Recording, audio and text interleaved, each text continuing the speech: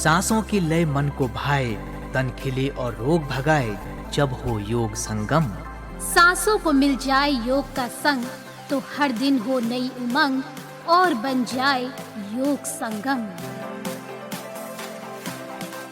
जी हाँ, सुनिए अपना रेडियो 96.9 एफएम की विशेष प्रस्तुति योग संगम।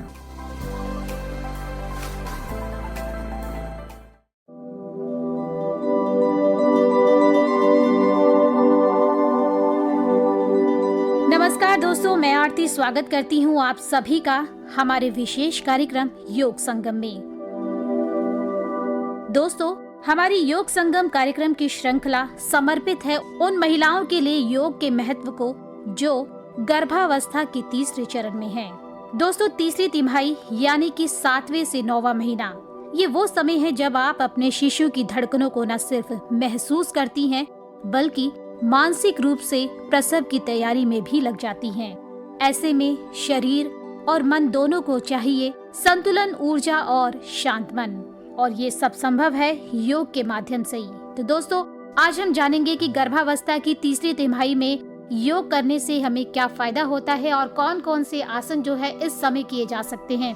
तो जानकारी देने के लिए हमारे साथ जुड़े हैं विनय जी, जो कि योगा ट्रेनर है। तो सर, स्वागत करती हूँ आपका हमारे आज के इस विशेष कार्यक्रम में। विनय जी, मैं आपसे यही जानना चाहूंगी हमारे आज के इस विशेष कार्यक्रम में कि महिलाएं जो है तीसरी तिमाही में किस तरह के आसन जो है कर सकती हैं और वो उनके लिए कितने ज्यादा फायदेमंद हो सकते हैं। बहुत बहुत धन्यवाद। प्रेगनेंसी का तीसरा तिमाही होता है जिसमें 27 से लेकर 40 वीक का जो समय होता है उसको कहा जाता है। इस समय पर आप अपने शरीर के अंदर जो बेबी की मूवमेंट्स होते हैं उनको बहुत साफ तरीके से महसूस कर पाते हैं। लेकिन इस समय हमारा स्टमक जो एब्डोमेन है वो काफ़ी बढ़ भी जाता है, तो बहुत सारी दिक्कतें भी होती हैं उस समय पर। कमर का दर्द काफ़ी बढ़ जाता है हमारा, घुटनों में, पैरों में स्वेलिंग भी धीरे धीरे आने लगती है, और जो हम सांस लेते हैं वो भी काफ़ी शॉर्ट हो जाती है हमारी। सांस हमें बहुत तेज़ी से चढ़ने लगती है और थकान हमें बहुत ज़्यादा जल्दी होती है। तो इस समय पर आप योग के हिसाब से अगर देखें तो कुछ आसन इस तरीके के हैं जो कर सकते हैं, लेकिन बहुत सारे आसन हम नहीं भी कर सकते इसमें, क्योंकि जब हमारा एब्डोमेन काफ़ी बढ़ जाता है तो हम उसमें बहुत ज़्यादा मूवमेंट नहीं कर सकते। जिस तरीके से हमें इस समय पर कोई भी ऐसा आसन नहीं करना। पहले मैं ये बता देता हूँ कि हमें क्या नहीं करना है। एडवांस आसन करने की तो आप सोचे ही ना। कोई भी यूट्यूब की वीडियो, इंस्टाग्राम की वीडियो देख के हमें इन्फ्लुएंस नहीं होना एक तरीके से। हम सबका शरीर अलग है, कोई आसन को किसी तरीके से कर सकता है तो कोई किसी तरीके से। अपने शरीर को जानिए और उसके बाद आप आसन को करिए। तो आप कभी भी बैलेंसिंग पोज इस समय पर ना करें, क्योंकि बैलेंस बनाना काफ़ी मुश्किल हो जाता है, और अगर बैलेंस बिगड़ा तो काफ़ी समस्या हो सकती है। हाथों के ऊपर, पैरों के ऊपर ज़्यादा जोर एकदम से ना दें। प्लैंक पोस्चर या कोई भी एडवांस करने की ज़रूरत नहीं है। हम इस समय पर कर क्या सकते हैं, वो एक काफ़ी ज़रूरी सवाल आता है।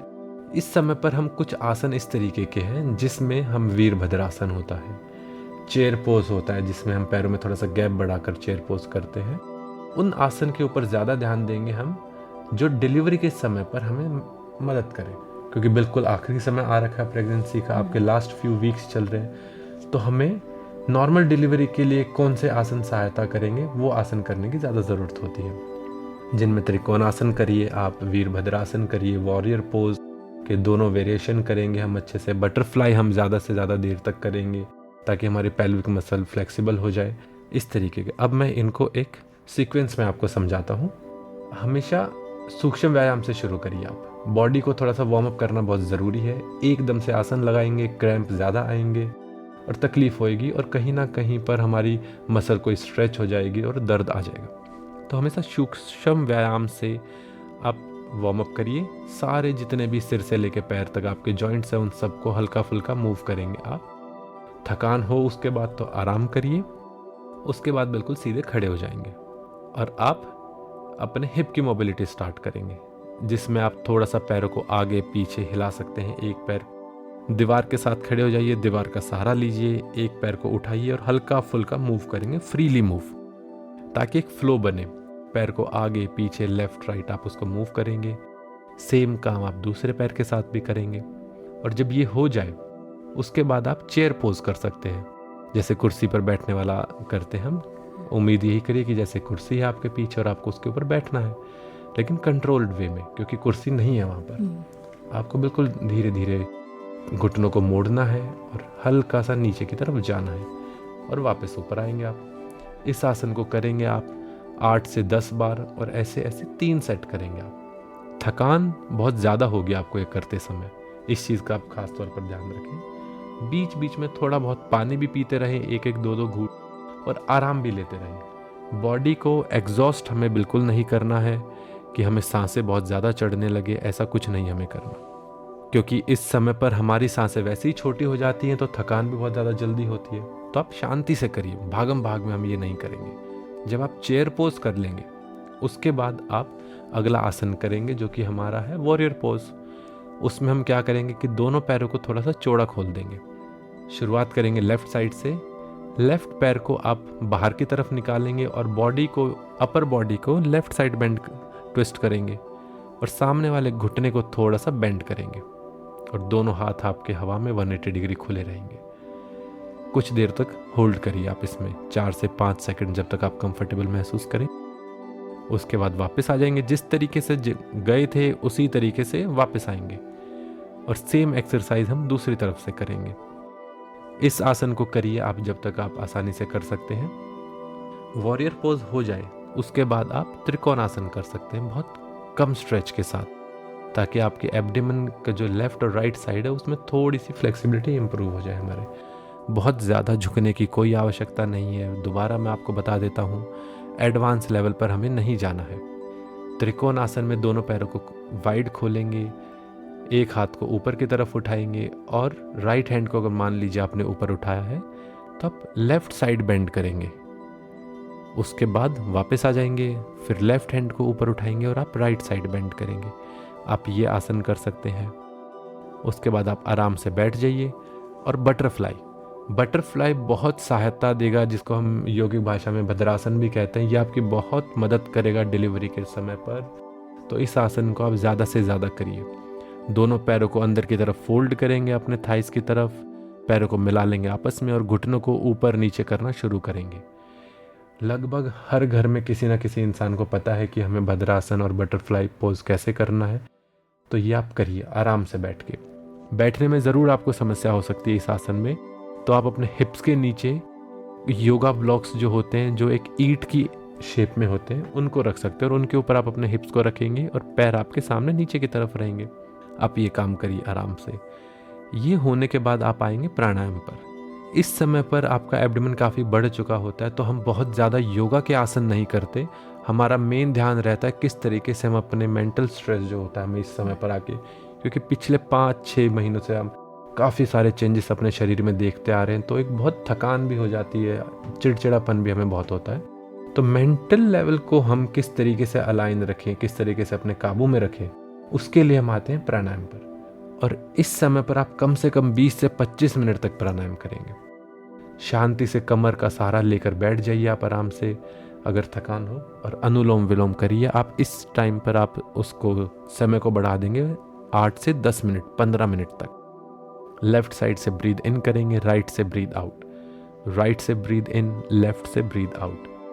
काफ़ी बार हमें यह भी सुनने को मिलता है कि प्राणायाम करते समय उनको सांस बहुत ज़्यादा चढ़ने लगते हैं।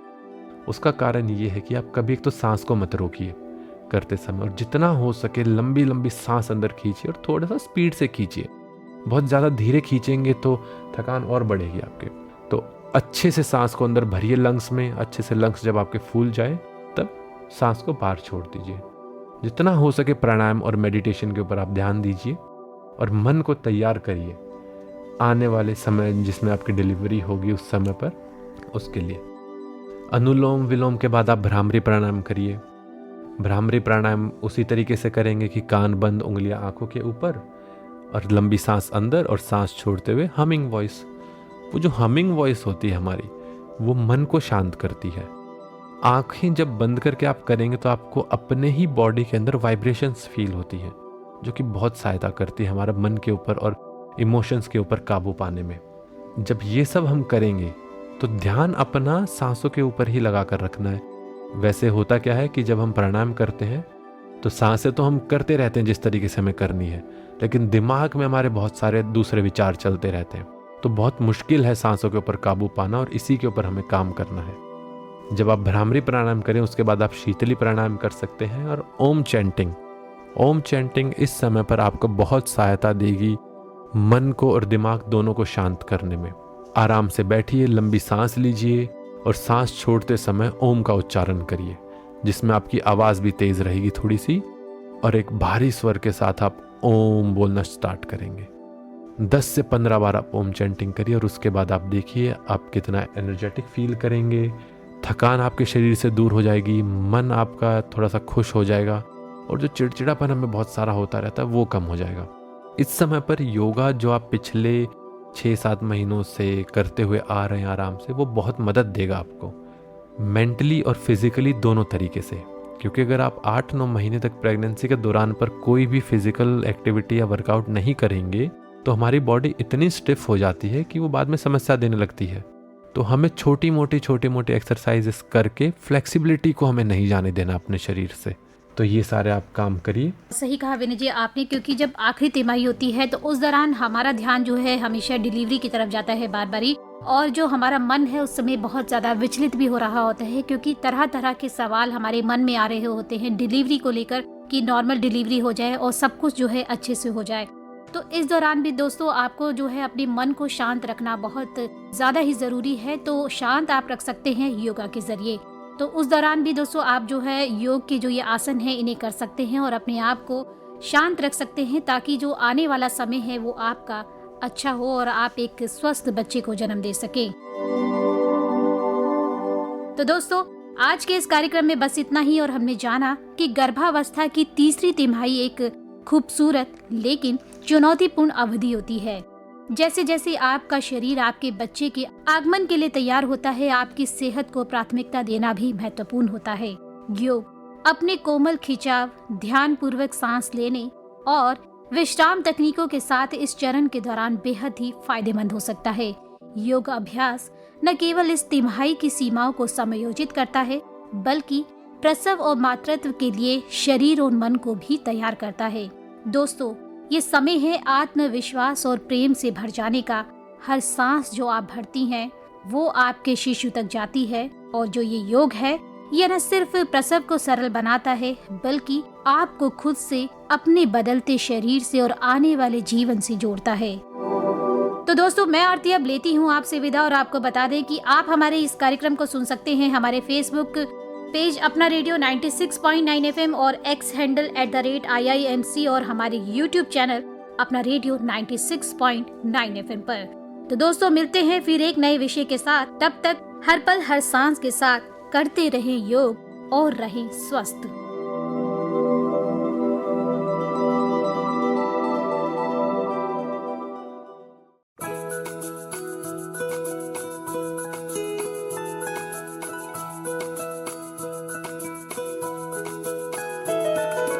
मेरी ख्वाहिशें, मेरे अरमान, मेरा बस यही सपना, जिंदगी में हर कोई समझे हम सफर मुझे अपना, अपना बस अपना।